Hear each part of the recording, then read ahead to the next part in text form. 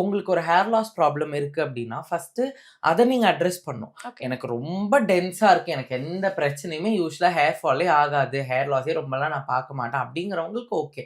But ரொம்ப already ப்ராப்ளம்ல இருக்கிறவங்கள நெறைய பேர் இந்த ஸ்ட்ரெய்ட்டனிங் பண்ணிட்டு வராங்க, பொட்டாக்ஸ் போட்டு வராங்க, கெரட்டின் பண்ணிட்டு வராங்க. நீங்க நம்ப மாட்டீங்க. எனக்கு வர முக்காவாசியான லேடீஸ் பேஷண்ட் வந்து எனக்கு வந்து இந்த மாரி தான் சொல்லுவாங்க. ஓகே. நான் போனேன், கெரட்டின் பண்ணேன். அதுக்கப்புறம் பயங்கர ஃபால் ஆச்சு.